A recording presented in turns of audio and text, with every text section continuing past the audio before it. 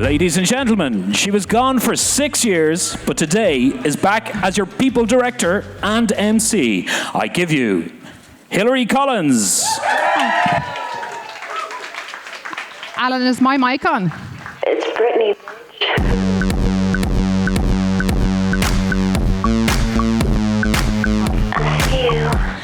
I had only one request, and that was that I had a Brittany mic.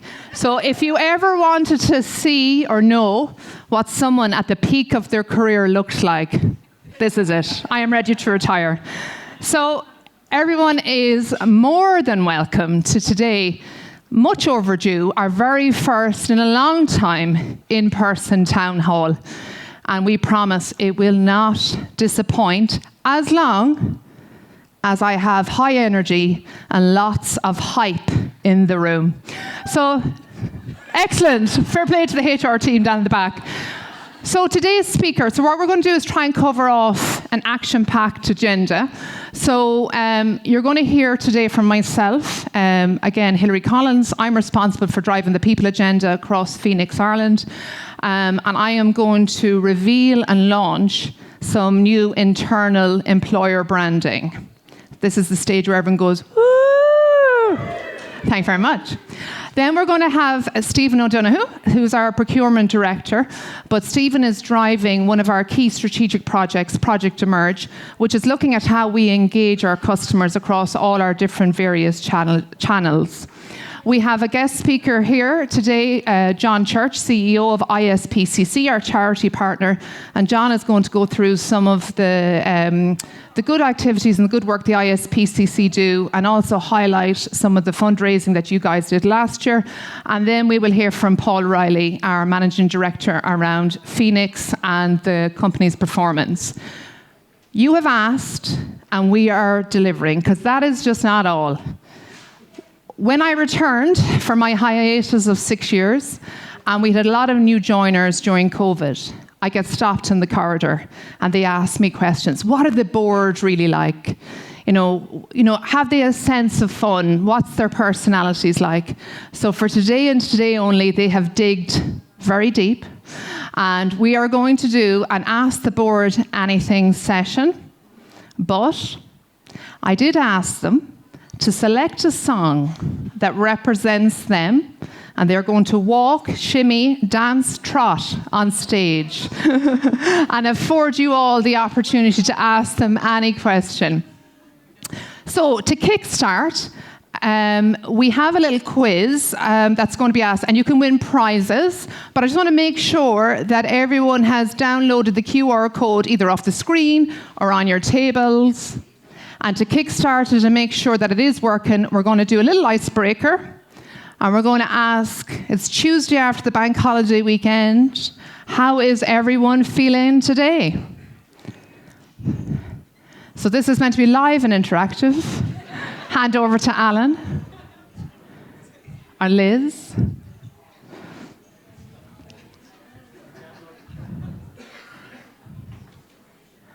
So how many responses have we got?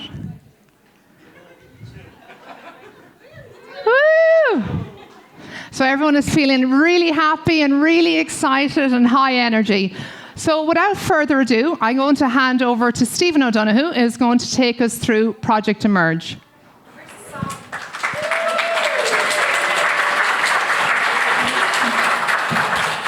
Thanks. Thanks, Hilary. Good morning, everybody.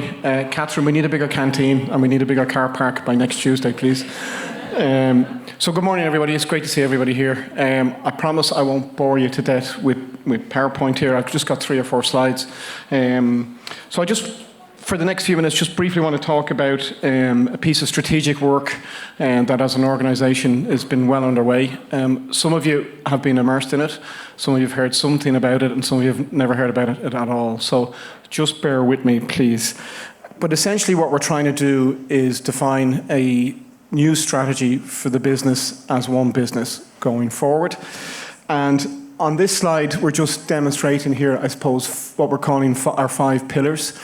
we didn't just make these up. These came from, months and months of work. We engaged some external support. Some of this work started pre-COVID, would you believe? And obviously, during the pandemic, everything was paused. But ultimately, behind all of this, as I say, there's a mountain of work, but effectively there's 5 pillars that we think are really important for our strategy going forward. I'm only going to talk about one, but just to touch on the others, digital leadership, digital pharmacy, buzzwords, I suppose, but very important in the Phoenix world, important for us going forward, and separate pillars or work streams on those pillars will begin in the coming months.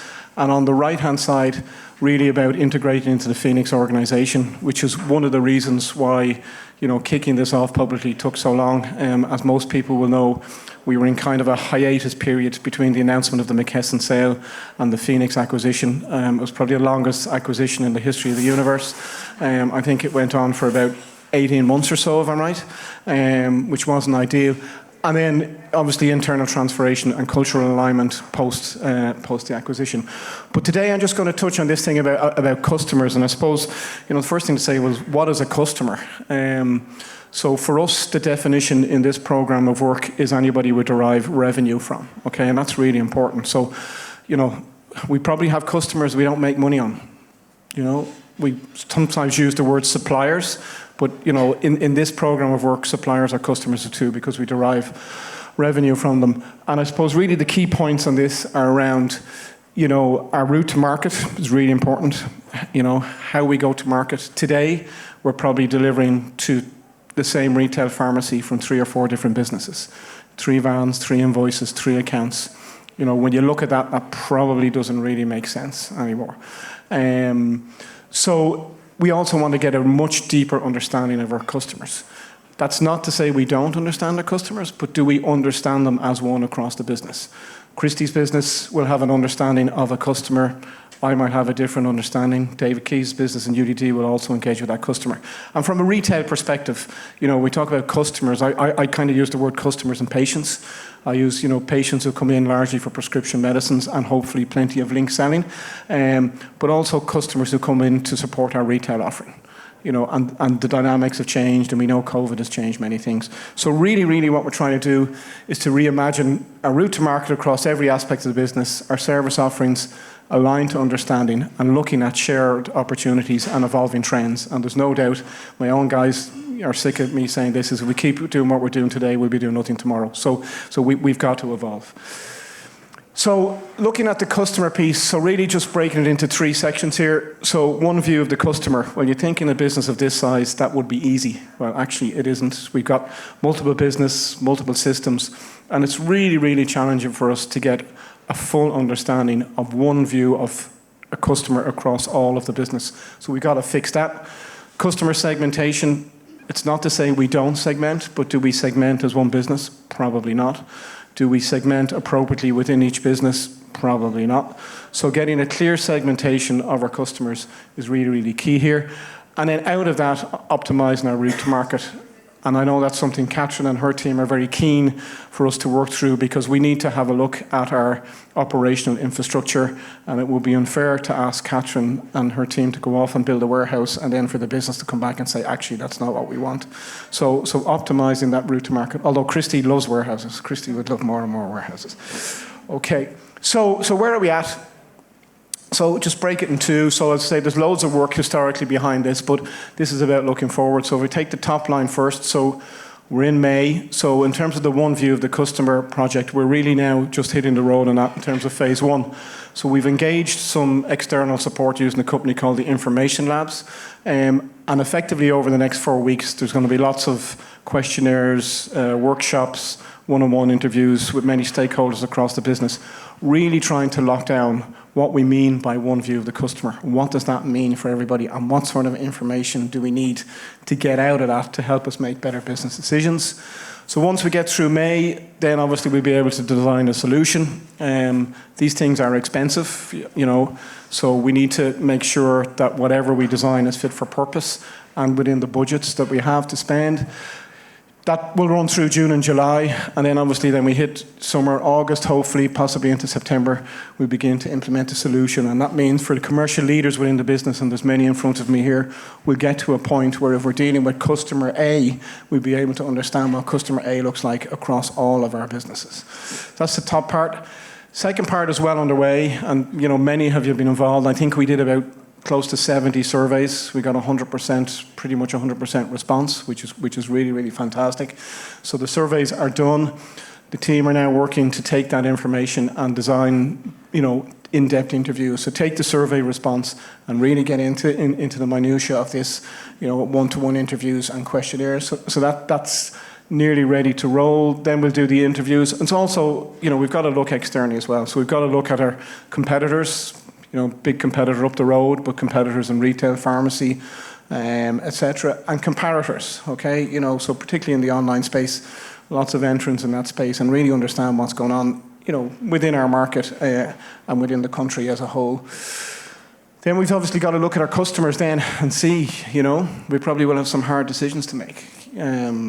I think the DNA of this organisation, and I'm around a very long time, has always been to do everything we possibly can for all of our customers all of the time. And that's served this organisation very, very well over many years.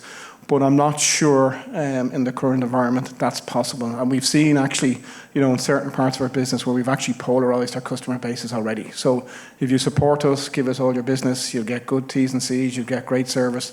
But if you don't, maybe you won't, So we've got to have a look at that and then create a new customer segmentation and route to market model. So, this is a big piece of work, guys, okay? And, there's a couple of things I'll finish on. One is to genuinely thank everybody who's driving the bus on this. There's a small working group who are trying to, support this, deliver this as well as their day job. That's really, really, really tough for them. And also everybody who has engaged so far, hang with us. We're going to be hanging out with you for quite a while. But as a board, we're fully behind this, and we absolutely believe this will deliver, a successful path going forward. The very last thing I would say is it doesn't mean what we're doing today is wrong or broken, okay? I'm not absolutely saying that, and the board is not saying that. But we have to evolve, and we have to react to what's going on in the marketplace, and we want to stay in control. So that's it for me. I think we're going to take questions at the end, Hilary. I'm sure some people have questions, and I just thank you very much for listening. I'm going to hand back over to Hilary. Thanks a million, Stephen.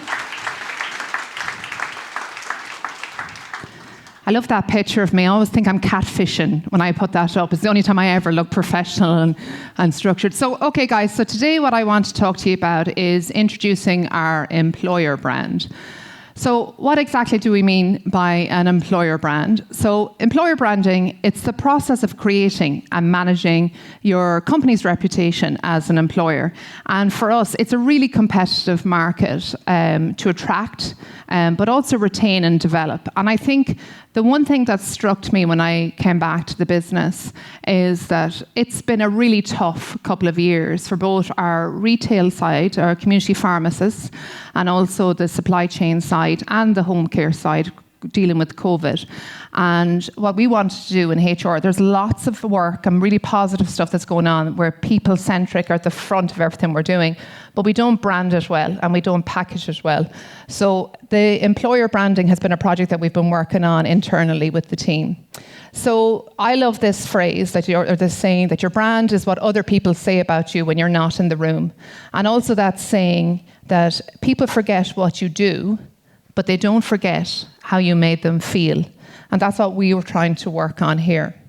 So there's different elements of our brand. So there's the visual language, the personality, our value proposition, and our core values and purpose. And when I came in and I sat down and spoke to members of the board, members of the middle management team, the guys and girls in the warehouse, guys and girls in our community pharmacy, that's my hand scribbled there from notes, but some of the words that are used to describe the businesses that we operate in.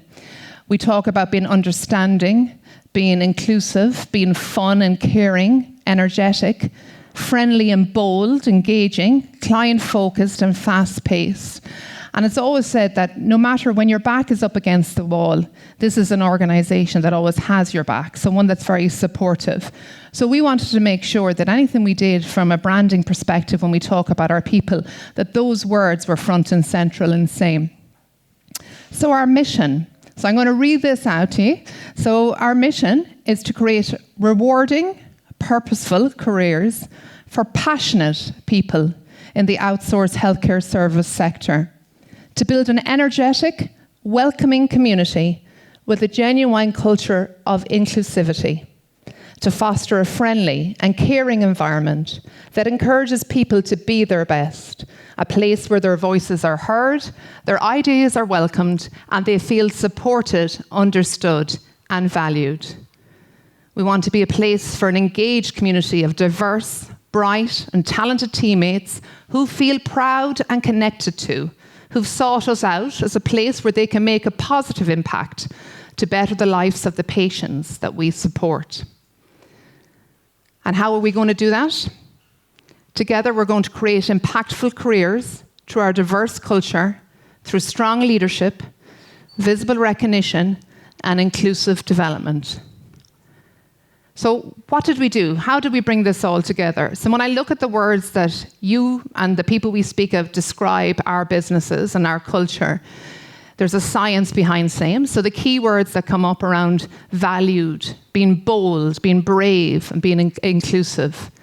So what we did, we took our Phoenix Ireland corporate brand guidelines. We took Lloyd's Pharmacy, United Drug, and TCP. And we took a little bit of all those colours to make sure that everyone felt represented. And we built that in then to our internal brand. Are you ready? Are you ready for love? Yes, I am. Okay, no, too much, Alan, too much. So, today, I'm so excited because sometimes HR can be hard and we don't always get to share the success stories. But from now on, from today's forth onwards, you will see this brand. So this is our people brand. It's our people, one voice, one team. And how we're going to build that out. So I know you don't see it, but I'll share the slides afterwards. But you'll see under our overarching brand all the different and key elements. So in the orange, you have our people, including you, and that's around our D&I. You have recognizing you around our recognition awards. In the blue, we have hearing you. So that's when we do anything around our pulse surveys or engagement surveys, our SRGs or CRC. Developing you, I'll talk a little bit more about that, around our L&D. Representing you on our charity work and the supporting you around well-being. So on the diversity and inclusion, you can already see this year we've launched our female-centric mentorship program. We have Pride coming up as well to celebrate. We also have International Men's Day. So there's lots of bits and pieces that we're doing there. But it has to be authentic and true to the tone of voice of our organisation. So I'm working with the board and the leadership team to come up with a diversity and inclusion charter to say, what does D&I mean for us? And we will go slow and we will go steady so that it's authentic. Because what we want to do is we want to incorporate this into the fabric of our culture. On our recognizing you, so I know from looking back on different video footage and on LinkedIn that there has been amazing work done here around the different various employee recognition awards over the last number of years. We're still waiting for corporate guidelines around our values, but this year we will be having an event. It'll be more of a hybrid model to take some of our McKesson values and our own values and then Phoenix corporate values. So we will be launching that in June with the event happening in October. So watch this space. In terms of hearing you, so we will be launching as well under Phoenix an engagement app called Speak App. So we have our first kickoff meeting this week. And what's really important that it's inclusive. So the guys and girls that are in our warehouse, that work through our different agency partners, we want to make sure that they have access to same. Also, from time to time, we will be going out asking engagement service or pulse service to making sure that we're close to our people and we're getting the tone and the mood right. So that's around that one. Developing you, there is so much happening in the L&D space. We have had our Lloyd's Pharmacy Management Programme last year. We've just had our sessions with the United Drug Management Programmes, and we've one for PHX Ireland happening soon. We've had our first Leadership Masterclass as well. And as I said, we have a mentorship programme rolling out there as well. Representing you, so we have delighted to say we have John here today to talk about our partnership with the ISPCC. But also, you'll be hearing more of this later, but we've also partnered with Trinity College Dublin and the Centre for People with Intellectual Disabilities. So we can now have a workforce that's more representative of the society that we serve. And then supporting you. So this is everything around our mental health well-being, our physical well-being, nutritional and everything else there. So there's a bit of work that's going on there. So when you wonder, what do HR do? It will be sitting under, all our initiatives will be sitting under one of those pillars. So we can't do this on our own. And I am absolutely allergic to committees. I think because I have a 21-year-old son who's in his final year doing group assignments. So that's what committee work is to me. One person ends up doing everything. So we will be calling out and looking for champions. And a champion is one of you guys that wants to get involved, to make your mark, to help us drive out authentic and meaningful initiatives under each one of these, be it in the D&I space, engagement and feedback, charity partnership, or in health and well-being. So if you are interested, I can promise you this, you will get a t-shirt. As you can see, all the HR team down there with their great t-shirts on. But no, you'll also get an opportunity to do something to positively impact the culture, because I think culture and mood seems to fall on the HR team or on the leadership team, but really I want everyone to see their handprint in this and to really feel like this is a place, a sense of belonging. So I'll ask you, if anyone's interested, you can shout out to me or chat to a member of the HR team, and we'd be more than happy to take you on board. So I'm going to hand over to Paul.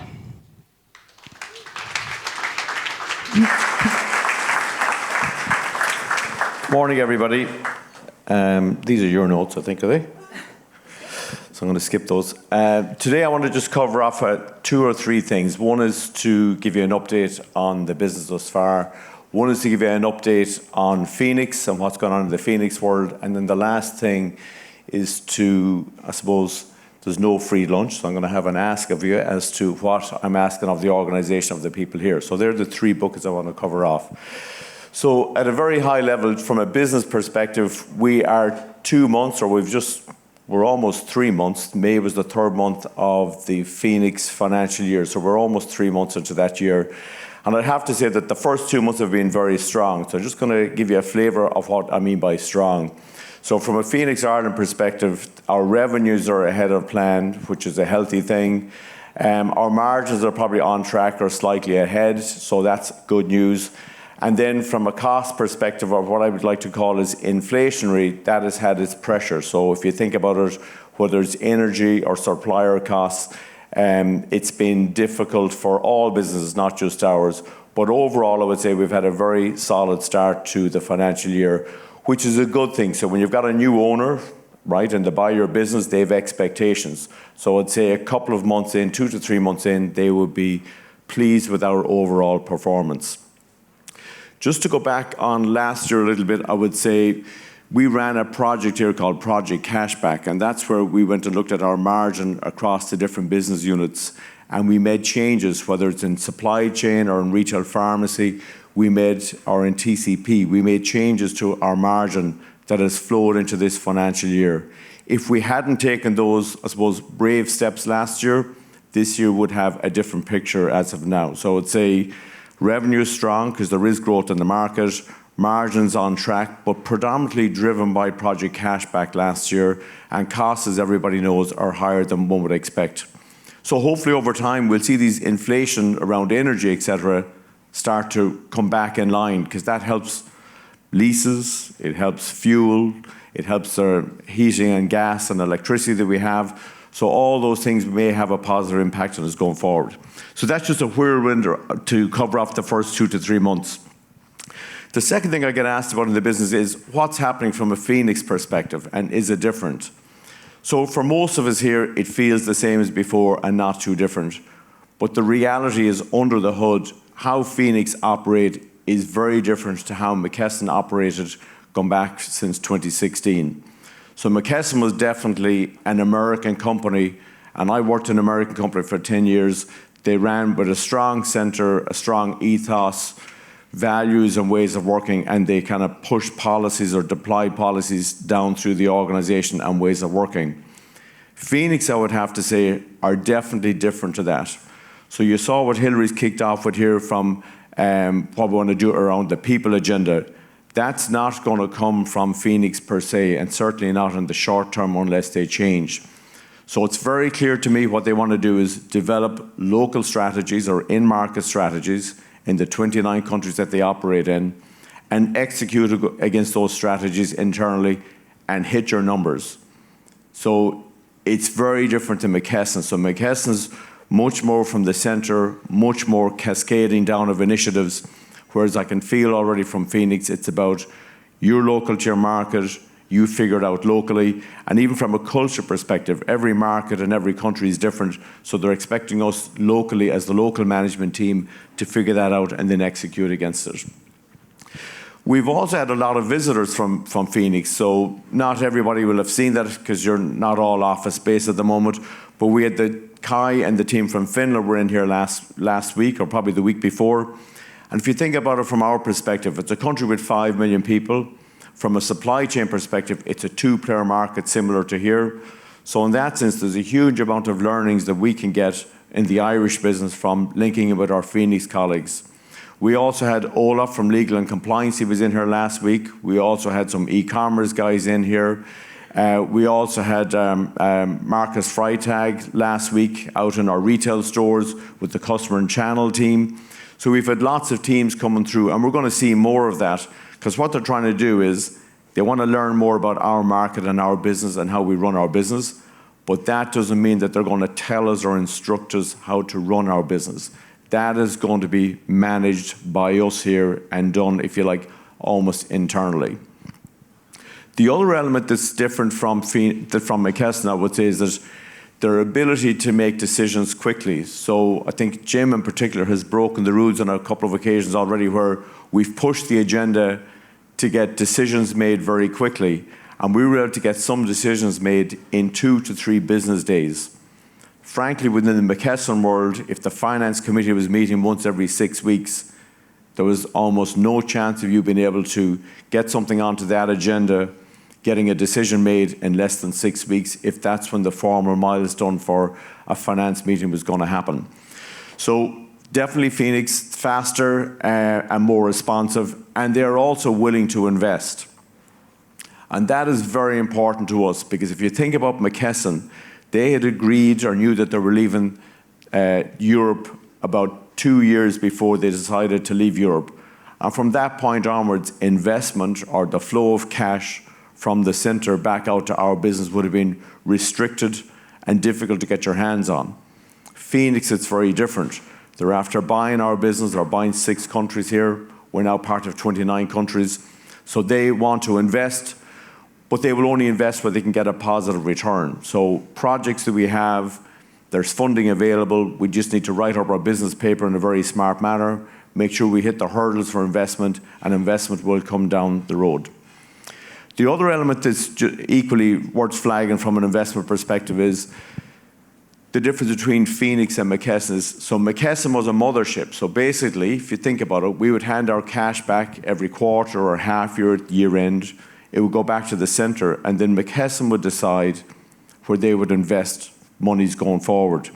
And because there's such a huge presence in the US, more than 90% of their profitability or revenue come from the US, You didn't have to be a genius to figure out that the majority of the investment would go back into the US. So we here in Ireland think we're a big country, right? And we've got a big business. But even with McKesson being in 14 countries, Europe only made up 8% of their business. So from an investment perspective, we were small. Turn that on its head when we talk about Phoenix. Phoenix is a European organization. Whatever cash goes back to the center is going to get invested back into Europe. And any investment in Europe for us is a good thing, because we can get learnings and insights from investments where they deploy their cash through Europe. Whereas if you're trying to compare America to Europe, frankly, they don't compare very well. Over to the ask, okay? And today it's about launching and getting you back in. Hilary said, and it makes sense, that coffee on the way in the door is going to get you buzzing. So the point is to get you back in here, get you comfortable coming back to the head office here.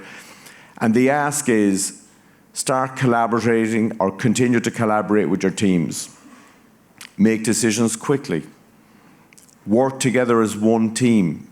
The word silo is something that I hear when I go around the business from time to time, and it's a word that really irritates me the most. So as a function or a team or a group, don't work in silos. And the benefit of being back in the office here is that you can have a coffee doc moment, or you can meet people, you know, push the agenda, push hard, push to make decisions, push to get results, and just think from a Phoenix perspective, what they're asking us is build out your local strategy, execute against your local strategy. And their belief is 29 local businesses working really well together, that the sum of those parts is what's going to be successful.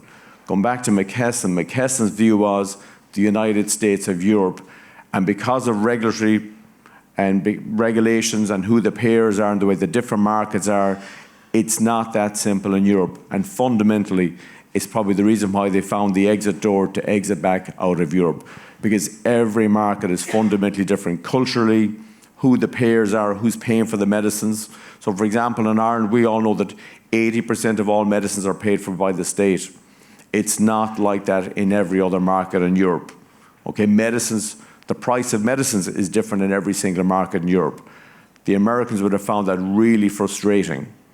Why can't we go and look at the cheapest price for each molecule in each market and negotiate with the manufacturers to match that price?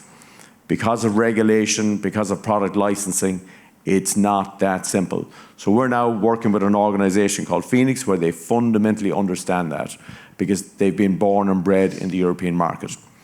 So the ask is, get to know one another again. Some people haven't aged. Some people may have even gotten younger while you were out of here for the past couple of years. But for me, I did find COVID, and I suppose just to go back on the personal side a little bit, COVID was definitely very frustrating for me in particular and for other people in the business, because I know this team works best when we work together. And I've often said that. I've worked in many companies and many organizations. I've stayed with this business 12 years or worked in this business 12 years because our people are incredible. Our people are incredible. When we figure out what we want to do and we work well together, there's nothing that we can't do. And there has been a gap and a void for the past 3 years since COVID, because we're not that formal of an organization where it's clear about objectives, clear about meetings and minutes and agenda.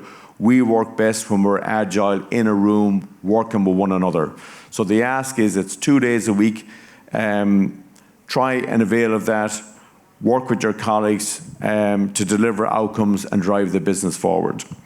So that's really it. Other than that, I'd say enjoy the day, enjoy the free food. I'm going to do some thanks later on, I think, or do I do them now? No, you can do them later on. I'm going to do them later on. Super. All right, so well done, and thank you for showing up today. Appreciate it. Thanks, Paul. I'm going to hand over to John now. And I'll click your slide. Thank you, Paul. Thank you, Hilary. Wow, don't know about you, but I'm buzzed after all of that. I don't have a Britney mic or a song, but and I didn't even think about what I was going to say too much today, because I like to bring it from the heart. Like Phoenix, it's remarkable the similarities with our charity and Phoenix. This is our return to workplace this week. We too have an anchor day. We too have suffered for the last 3 years by not being together. But I suppose we have to bring it back to the children in our business and the reason why we exist. Anecdotally, to really reinforce culture and people, which is what we are trying to drive in our organization. So there's nothing different in that.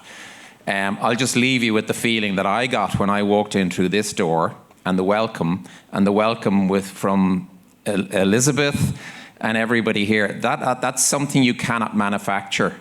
So my mum's favourite person was Maya Angelou. And that was your quote earlier, and that's you may not remember what people say to you, but you'll remember how they made you feel. So I'll certainly walk away with that. So thank you for that, and I'm privileged to be here. It's a fantastic start for a new organisation, and I wish you all the very best of luck. About 3 years ago, in the middle of COVID, we did pretty much exactly what you were doing, and was ask ourselves, why do we exist? What is our purpose? So it's no different if you're looking at a private brand or an organisation or a charity, because it is a very, very competitive space within this charity world, not just from the point of view of what do we do and what impact do we make for children, but when we go out and fundraise on the street, and we have to do that, given 70% of our income comes from people like you and corporates and public, every single year it goes back to zero, and we have to raise at least 3.6, 3.7 million from fundraised income, and then hopefully the state will give us the rest, but there's no guarantee on that either. So we went through and employed some external people as well, Stephen, and it was a very, very important exercise. And, you know, when you look at, how many people have heard of Childline? Just about everybody here. Childline is our service brand within the ISPCC. And it's 35 years old this year. So looking at some of you probably don't remember, or weren't around 35 years ago, but there was no phones, no mobile phones, no internet.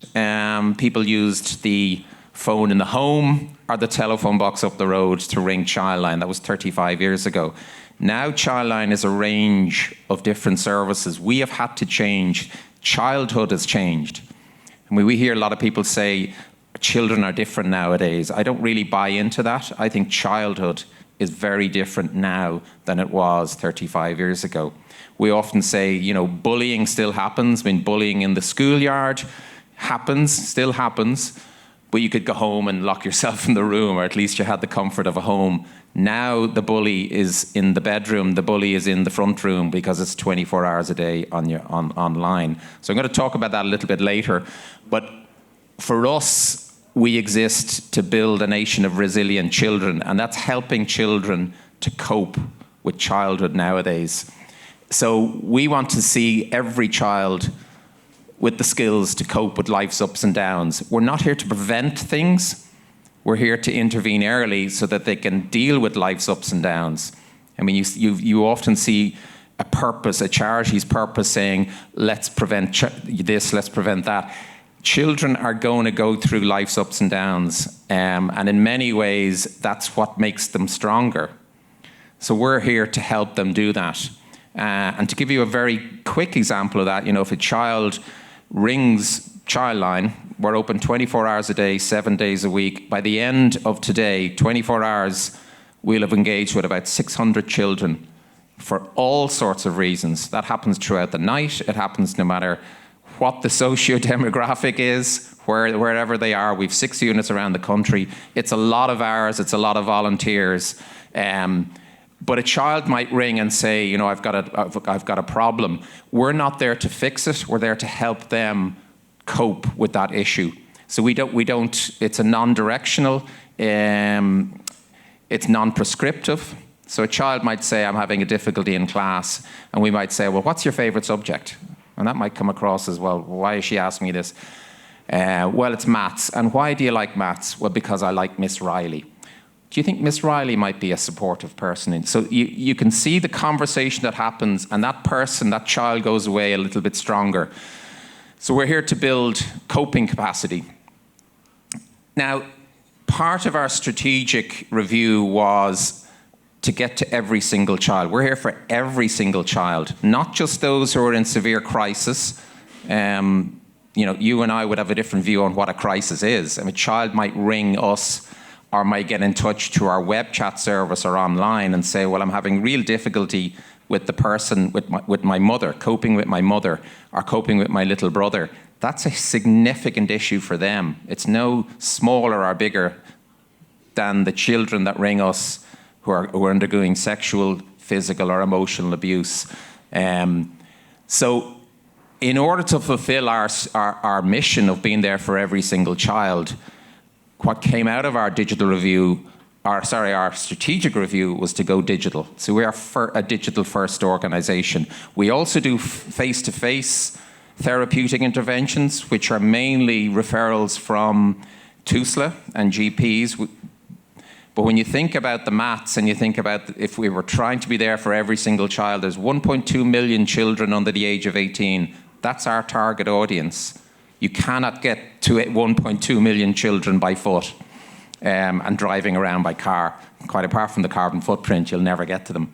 So digital is our first. So we have expanded the range of Childline services from phone, web chat, and a number of online interventions, mainly dealing with low to moderate anxiety, which has been a significant issue throughout COVID.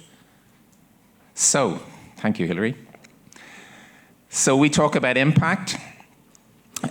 We talk about supporting the mental well-being of children and young people. So we're in the mental well-being. It's incredible the amount of phrases and words that you've come up with today and the processes you've gone through that we have actually been through as well. So there's a fantastic alignment. So far, you guys have raised over 20,000 euros.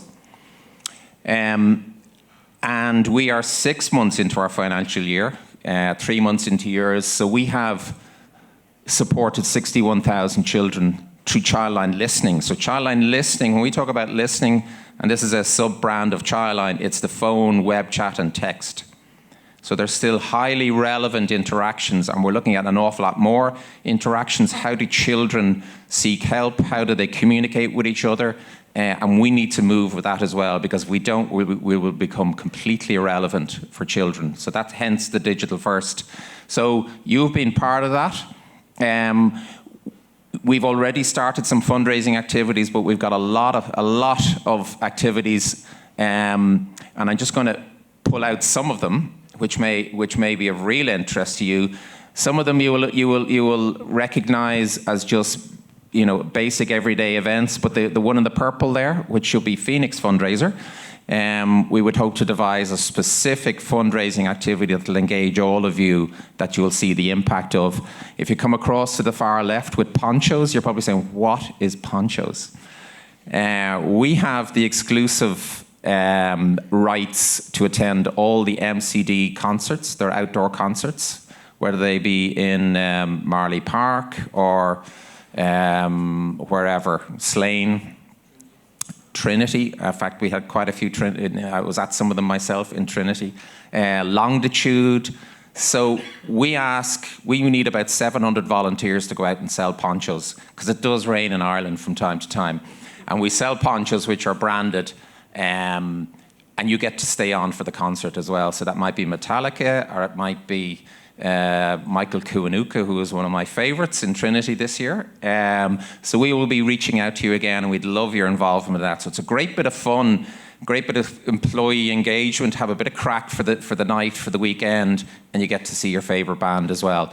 So on behalf of the organisation and particularly all the children that you've helped serve, a massive thank you. It's an absolute privilege to be part of the Phoenix organisation, and we're really looking forward to the coming weeks and months, and having a bit of fun and coming back as often as we can to meet you and tell you what impact your fundraising has made. So thank you. Thanks, John.